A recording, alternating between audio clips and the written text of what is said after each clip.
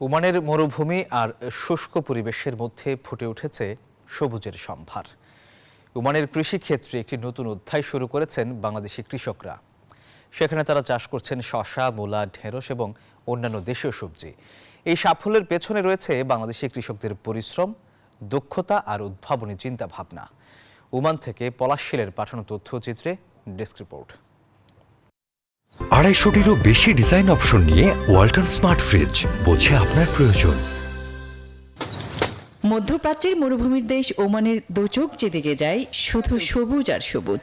ক্ষেতের মধ্যে ফলেছে বেগুন, মূলা, টমেটো, বাদ যায়নি সিম ও নানা জাতের কাঁচামরিচ, ঢেঁড়স, ফুলকপি, বাঁধাকপিও আছে। ওমানের সবুজের এই সমারোহ দেখে মনে হয় এ যেন ছোট্ট এক টুকরো বাংলাদেশ। 16 বছর যাবত এই সবজি বাগান করতেছি।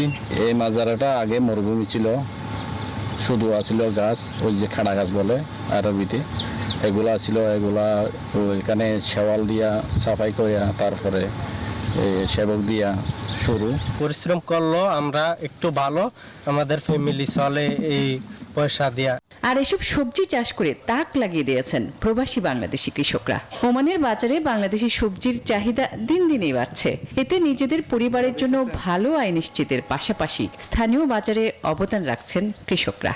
বাংলাদেশ সরকার কাছে আমাদের একটা আবেদন, যাতে আমরা রেমিডেন্স পাঠাতে পারি। বাংলাদেশ সরকার আমাদের দিকে আমরা বড় বড় সবজি বাগান করতে পারি, আমাদের দেশে আমরা রেমিডেন্স পাঠাতে পারি। পরবাসে বাংলাদেশি কৃষি উদ্যোক্তাদের উৎপাদিত দেশীয় সবজি স্থানীয় চাহিদা মেটানোর পাশাপাশি রপ্তানি করা হচ্ছে প্রতিবেশী বাহরাইন, সৌদি আরব এবং সংযুক্ত আরব আমিরাতেও। Desk report, news 24।